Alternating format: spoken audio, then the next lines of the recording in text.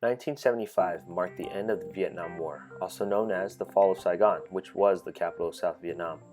This meant that North Vietnam had finally taken over the South, with the Viet Cong leading the charge. At this point, the United States had already withdrawn from the war in 1972, leaving South Vietnam to fend for themselves. Communism had finally taken over, with Saigon changed to Ho Chi Minh City. Following this period of time, many refugees fled Vietnam, mainly by boat, gaining the title the Boat People. It was not until 1979 that the Orderly Departure Program was established, which allowed those who wanted to resettle from Vietnam to do so in a safer manner. Many of these refugees ended up settling in the U.S. In Southern California especially, there has been a high concentration of Asians, establishing themselves in cities such as Monterey Park and Alhambra. But all over the world, we often hear stereotypes of Asians, especially Vietnamese Americans, who have migrated to the U.S., finding work in nail salons or sewing machine factories. Nice, they make you feel like it's all about you and customer service, whatever you like, we do for you. Oh, can I get my nails done? Okay, honey, do you like pedicure too? No, just my nails. Honey, why you don't lie? Unfortunately, these stereotypes are reality for many of these resettled Vietnamese. According to the 2012 to 2013 industry statistics published by Nails magazine, 48% of nail professionals in the $7.47 billion American nail industry are Vietnamese Americans. The number skyrockets to 80% in California. Nancy Doan of Elegant Nail Salon shares her experience. The communists come over, they won't let you out of the country. So you have to try to escape. Okay. And it would take me 4 times in jail before I come here. I escaped 6 times, but 4 times I was in jail. Because when I come to the United States, I was underage. So I have to take care from the US government. So when I get to 18, so they start cut off my helping. And I have 2 little sister and brother. I need to take care of them. So that's why I have to go learn how to do nail, because the manicurist license, it takes only 6 months to take it. So that's the fast one I can make money. Mm-hmm. So that's why I take nail business, and then when I have license, I start doing nail scene then. That's why it's become my career now. Yes, I remember when I was in high school, I think when I was 17, so on Sunday I have no school, so I try to make some money to buy something, food and clothes, something like that.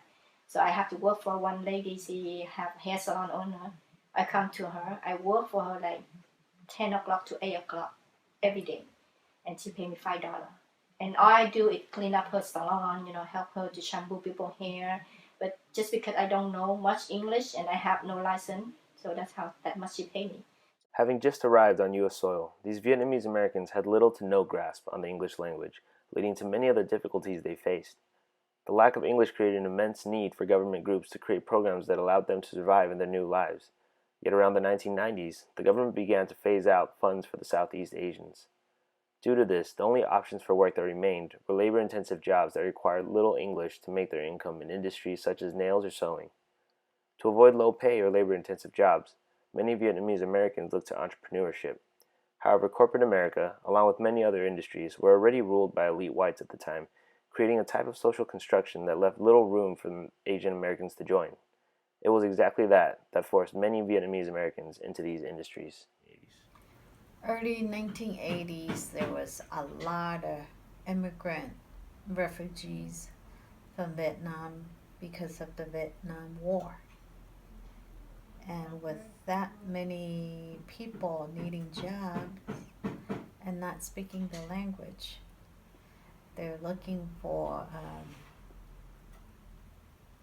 jobs that's labor jobs, labor-intense job, where they don't need to speak the language and no license or education required. And so during that time, there was a lot of sewing factories popping up everywhere.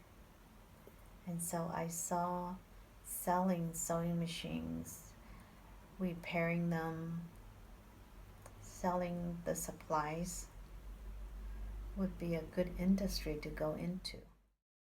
These options of occupation were almost clear-cut for many Vietnamese refugees. These industries were already filled with many Asian Americans, making it easier to enter. Moreover, pressures from racialization of Vietnamese and social constructs made it difficult at the time for these immigrants to join corporate America. Combined with the lack of English, it seemed clear that the newly immigrated Vietnamese refugees needed to find work quickly, which many would find in nails and sewing. It was these factors that basically forced Vietnamese Americans into entrepreneurship in an attempt to escape low pay, long hours, and intense labor. Fortunately today, Vietnamese Americans are doing a lot better, as the nail industry has become a multi-billion-dollar platform. Poverty in this ethnic group has definitely lessened, and we begin to see many Asian Americans move up the ladder, making their way into higher paying jobs.